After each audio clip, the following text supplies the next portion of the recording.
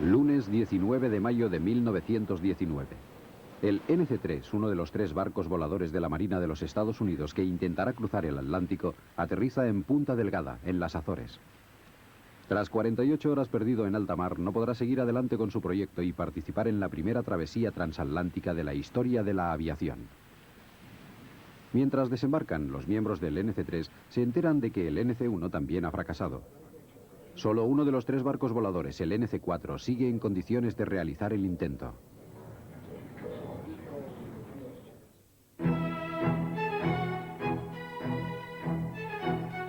El Museo del Aire y del Espacio de la institución smithsoniana es el más visitado del mundo. Su colección cuenta con algunos de los aviones y vehículos espaciales más importantes de la historia. Aviones que fueron diseñados, construidos y pilotados por hombres y mujeres que contribuyeron a expandir las fronteras del mundo de la aviación.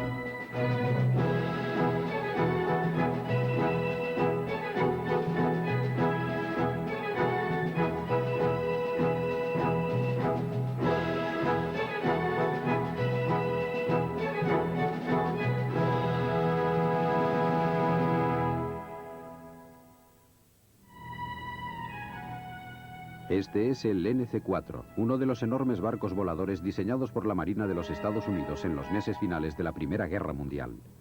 Fue concebido ante la necesidad de encontrar una nave antisubmarina capaz de llegar a Europa por sus propios medios y sin ocupar el escaso espacio libre de los buques de guerra.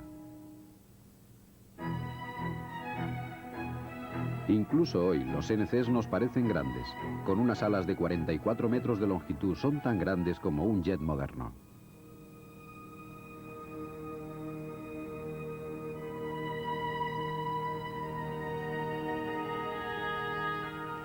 Los NC eran híbridos que combinaban tecnología aérea y marina. Dotados de un gran casco en vez de fuselaje, sus montantes y cables recordaban al mástil y los aparejos de un barco. La Marina americana planeaba efectuar el primer vuelo a través del Atlántico en uno de estos barcos voladores. Esta es su historia.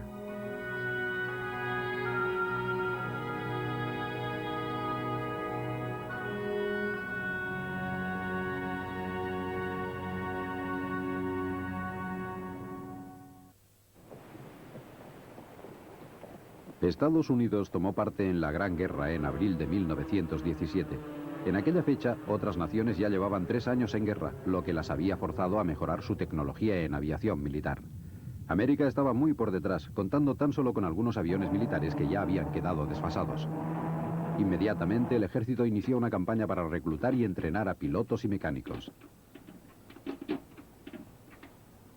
Los campos de las universidades fueron habilitados para reuniones y se construyeron campos de aviación en todo el país.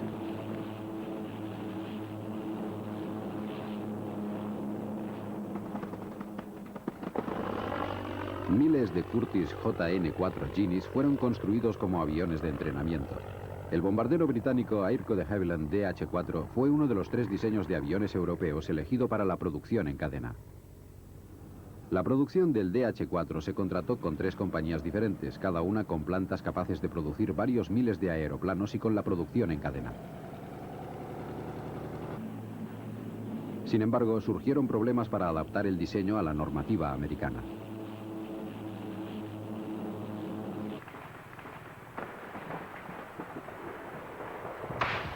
Era posible encontrar spruce, un importante tipo de madera para aviones, en Washington y Oregón. Sin embargo, existían dificultades laborales. El ejército organizó la Loyal Legion de leñadores y madereros, un cuerpo civil dedicado a conseguir la maquinaria necesaria y que autorizó al ejército para que regulara las disputas laborales.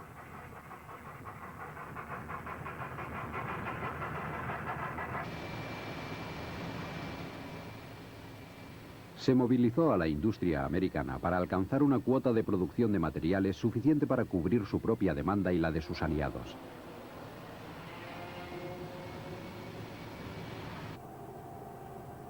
Estados Unidos no solo necesitaba nuevos recursos para la construcción de aeroplanos, sino también los medios de propulsión. El motor Liberty fue la respuesta. El Departamento del Ejército reunió 2 ingenieros para diseñar un motor totalmente norteamericano. Tras 72 horas reunidos en una habitación del Hotel Willard en Washington, el diseño estaba terminado. Después de 3 meses se construyó el prototipo que fue probado con éxito. El motor Liberty tenía 12 cilindros que le proporcionaban una fuerza de 400 caballos. Al principio surgieron algunos problemas para adaptar los mecanismos del motor a la alta tolerancia de los motores de avión, pero finalmente se fabricó en grandes cantidades. El Liberty era capaz de propulsar un DH-4 a una velocidad muy superior a la de los aviones enemigos. Sin embargo, antes de que este motor pudiera tener un impacto en el mercado, la Primera Guerra Mundial había terminado. De pronto, la actividad de las fuerzas aéreas de las naciones en conflicto disminuyó radicalmente. Los que sobrevivieron a la Primera Guerra Mundial, claro que los alemanes no sobrevivieron, pero la RAF surgida durante la Primera Guerra Mundial como una fuerza aérea independiente y el Servicio Aéreo Americano, que también deseaba convertirse en una fuerza independiente, tuvieron que resolver algunos problemas. El más grave fue demostrar su derecho a vivir, por así decirlo, demostrando que podía realizar hazañas impresionantes que podían ser de gran utilidad.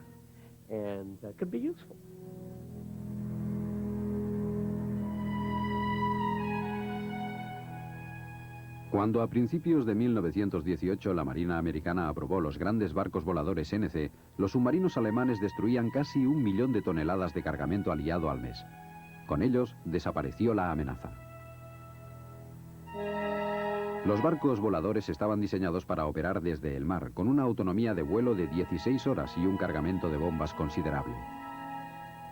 Al menos en teoría, eran capaces de cruzar el Atlántico.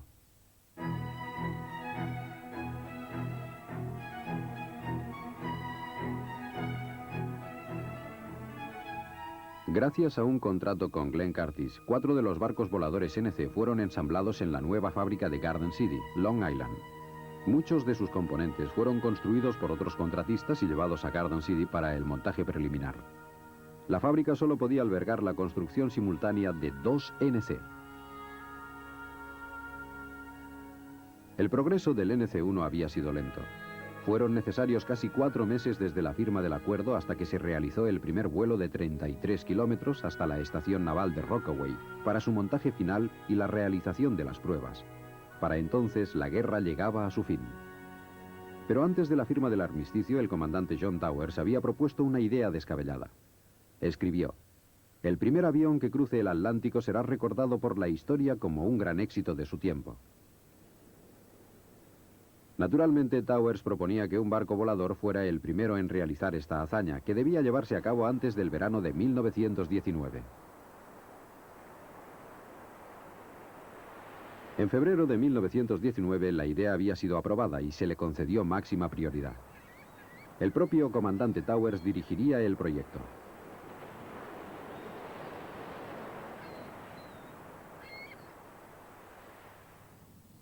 La salida de la estación naval de Rockaway se había fijado para el 1 de mayo de 1919, sin embargo en los meses anteriores a esta fecha surgieron graves problemas. Durante algunos meses el NC-1 había volado con 3 motores Liberty de baja compresión, pero ahora debían ajustarle 4 nuevos motores de alta compresión. La pregunta era, ¿cómo sacar el máximo rendimiento a estos 4 motores? La gran capacidad de carga del NC-1 ya había sido demostrada. En noviembre de 1918, 48 pasajeros y 2 tripulantes habían viajado en él para batir el récord mundial en transporte de pasajeros, hasta entonces en poder de un bombardero inglés. El NC-1 despegó con un peso total de 9.990 kilos y voló 1.000 metros, 17 sobre el agua, antes de aterrizar y reclamar su récord. Sin embargo, cuando desembarcaron apareció un nuevo pasajero, el maquinista de segunda clase Harry Moulton, quien había subido a bordo 1 hora y media antes de despegar, ocultándose entre los tanques de combustible. Por lo tanto, el récord del NC-1 se consiguió con 51 pasajeros y no con 50 como se había planeado.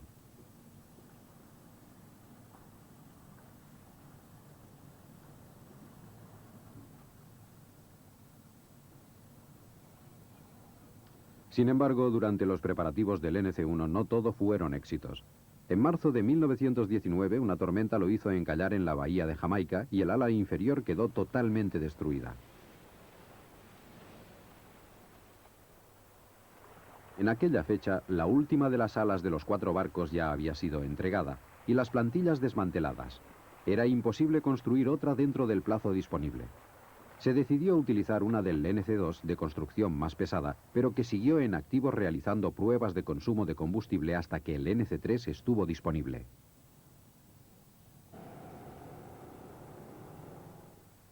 Se acercaba la fecha de partida, pero los NC todavía no estaban acabados. El NC3 y el NC4 seguían en la fábrica Curtiss de Garden City. Cuando el NC3 llegó a la base de Rockaway en su primer vuelo, solo faltaba una semana para que la expedición emprendiera la marcha.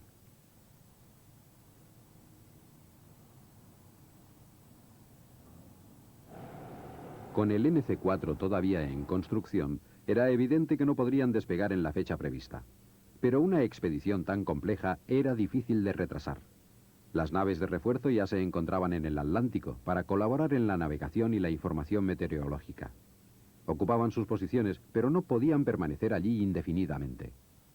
Cuando el NC4 estuvo terminado, la expedición se había retrasado hasta el 8 de mayo. Cada retraso aumentaba las posibilidades de que otro intentara cruzar el Atlántico, fomentadas por el periódico inglés Daily Mail, que ofrecía 10.000 libras como recompensa a quien lo consiguiera. La expedición NC no era independiente, ya que la financiaba la Marina, pero Inglaterra tenía varios contendientes, y a los americanos les preocupaba que algunos de ellos lo consiguiera. Los últimos días antes de la marcha estuvieron llenos de contratiempos. Se había planeado que la travesía se efectuara en 3 etapas. Los NC volarían de Nueva York a Tripasi, en Terranova, el punto de partida oficial. La primera etapa de la travesía los llevaría hasta las Azores. Con ello cubrirían el primer tercio del recorrido, de donde saldrían hacia Lisboa.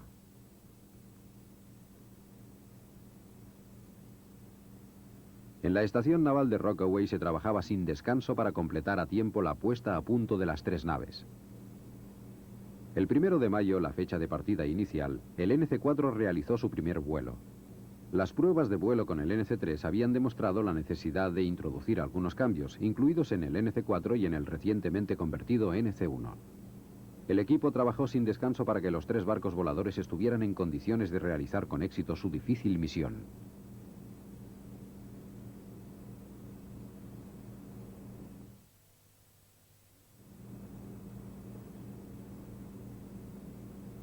Los NC debían recorrer 1.600 kilómetros hasta llegar al punto de salida, en la bahía de Tripasi. Después sobrevolarían el Atlántico Norte, con su clima impredecible y kilómetros de monótonas olas. El 3 de mayo todo parecía estar listo para el despegue, y el comandante Towers reunió a los oficiales y a la tripulación en una ceremonia oficial. Cada uno de los barcos estaba formado por 6 tripulantes, un navegante, un oficial de radio, 2 ingenieros, un piloto y un copiloto. Pero esto era solo el principio. Además, contaban con el apoyo logístico, proporcionado en su mayoría por buques como el USS Melville, estacionados a lo largo de la ruta a través del Atlántico. En 1919 la meteorología estaba poco desarrollada. Los buques solo proporcionaban información meteorológica desde el océano y podían colaborar en la navegación para evitar que los NC se desviaran de su ruta. Este era el gran plan para conquistar el Atlántico. La Marina realizó un gran esfuerzo, no solo para demostrar de qué era capaz, aunque yo formaba parte del proyecto, sino que también era una prueba de navegación y de logística. Una gran prueba para comprobar si podían realizarla con éxito. Y en realidad era una dura prueba.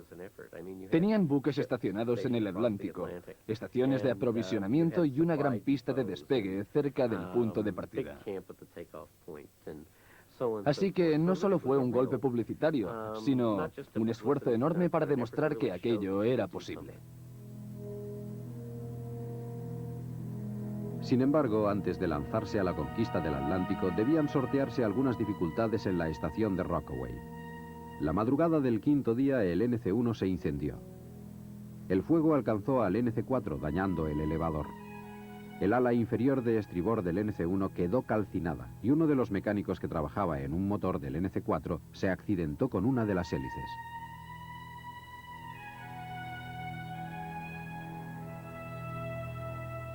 Afortunadamente, la madrugada del 8 de mayo el tiempo era bueno y los 3 barcos estaban en condiciones de iniciar la expedición.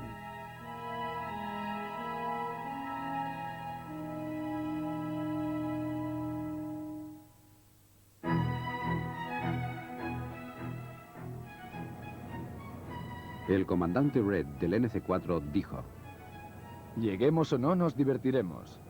En especial los oficiales al mando, que son también los navegantes. El viaje será de lo más insólito y presentará problemas de navegación. Aquella mañana las aguas de la bahía de Jamaica estaban en calma. A las 9:59 en punto de la mañana, el comandante Towers del NC-1 levantó la mano. Cuando la bajó, el sonido de 12 motores Liberty retumbó en el agua. Los NC habían despegado dispuestos a cruzar el Atlántico.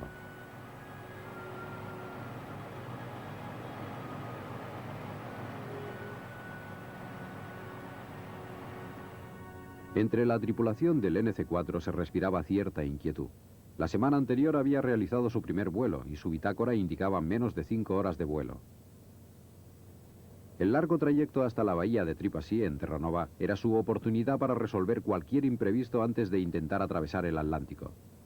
Sin embargo, existían otros peligros, además de las condiciones de vuelo, a los que también deberían enfrentarse. Una cosa es el aburrimiento, pero en los largos trayectos con el ronroneo del motor y poco que hacer, es difícil no quedarse dormido. En un avión como este, permanecer despierto y alerta se convierte en una auténtica batalla. Además, normalmente tienes calambres. Después de largas horas en la misma posición, uno se queda completamente entumecido. A veces parece que jamás podrás volver a mover las piernas.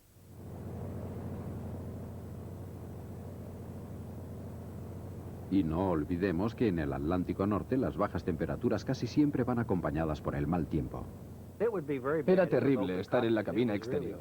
Era durísimo con aquel viento. Ráfagas constantes de 128 o 130 kilómetros por hora golpeándote la cara. Y la lluvia puede cortarte la cara si no llevas ningún tipo de protección. Fue realmente muy duro.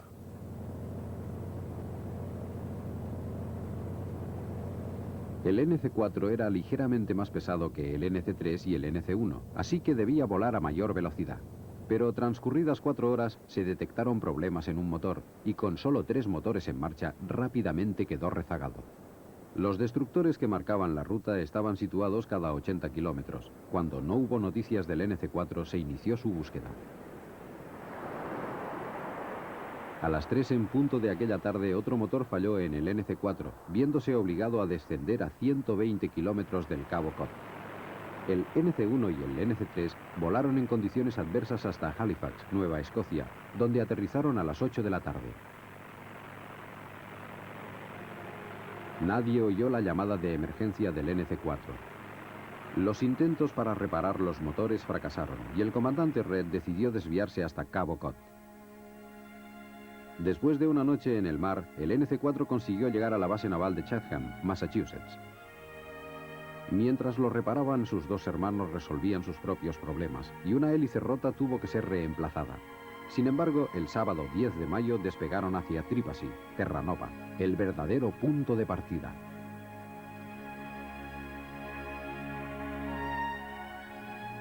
Los motores del NC-4 fueron reparados, pero la climatología adversa les impidió abandonar Chatham. La tripulación temía que los otros 2 NC iniciaran la marcha sin ellos. El 15 de mayo llegaron a la bahía de Tripasí y al día siguiente los 3 barcos voladores despegaron juntos dispuestos a conquistar el Atlántico. Aunque, por lo menos al principio, el Atlántico era el conquistador. El segundo día el NC-3 bajó al mar para fijar su posición y no pudo volver a despegar. El NC-1 también se había perdido y tuvo que realizar un aterrizaje sobre olas de más de 4 metros. Para ellos el viaje había terminado. El NC-3 pasó 48 horas en alta mar flotando en dirección a las Azores. Un lunes por la tarde, el 19 de mayo, azotado por el viento y las olas, el NC-3 llegó a la base de Punta Delgada.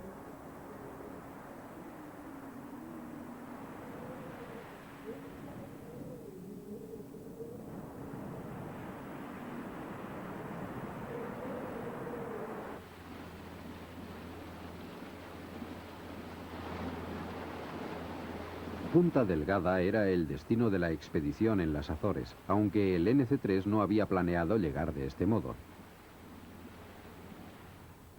De regreso al Atlántico, la tripulación del NC-1 había sido rescatada, pero el barco volador se hundía. A pesar de que el NC-3 seguía entero, sus esperanzas de cruzar el Atlántico se habían desvanecido, aunque, por lo menos, había conseguido llegar hasta Punta Delgada antes que el NC-4. Este último había volado directamente hacia las Azores, pero a causa de la niebla, había aterrizado en Horta, otra de las islas.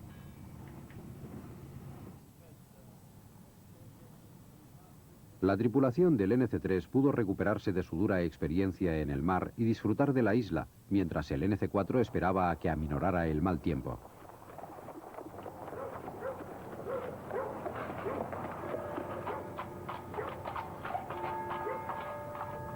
La mañana del 20 de mayo, las condiciones climáticas en Horta eran favorables y el NC-4 despegó en un corto trayecto hasta Punta Delgada.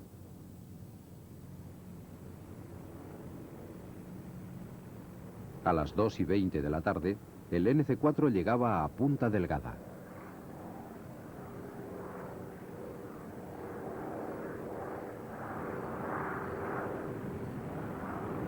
Con el NC-1 en el fondo del Atlántico y el NC-3 incapacitado tras la prueba en el mar, la única esperanza de la Marina era el gran barco volador de la Curtis.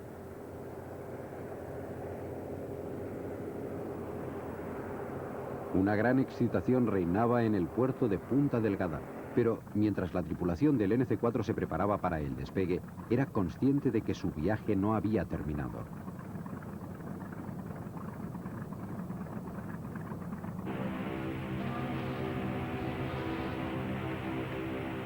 Teóricamente habían pasado lo peor, pero todavía les faltaba llegar a Portugal.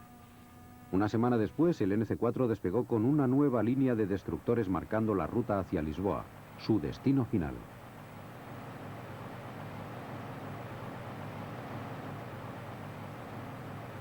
En esta ocasión, el vuelo fue sencillo. 11 horas después de abandonar las Azores, el NC-4 fue visto cerca del puerto de Lisboa.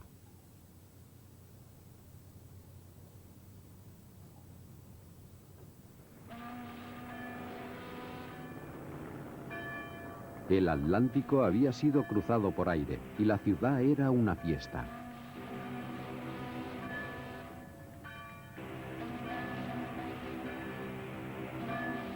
Aquella noche el crucero Rochester ofreció una gran fiesta y la banda de la Marina interpretó el himno americano.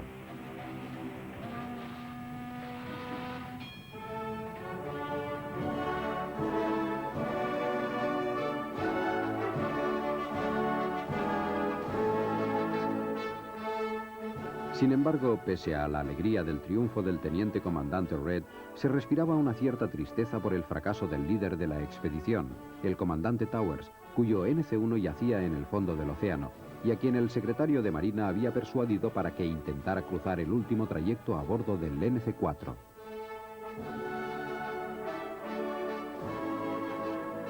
El Atlántico había sido cruzado, pero el viaje no había terminado.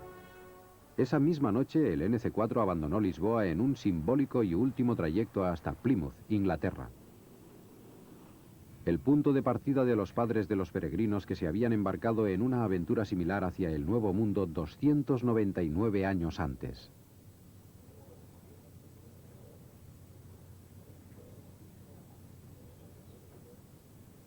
La ceremonia de recepción en Plymouth puso fin a 24 días de gran valentía, desgracias y errores.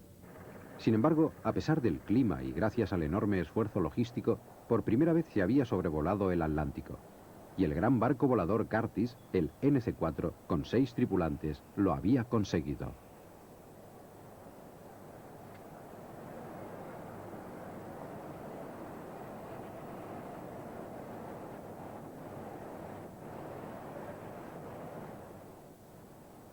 Actualmente el NC-4 se encuentra en el Museo Nacional de Aviación Naval de Pensacola, Florida.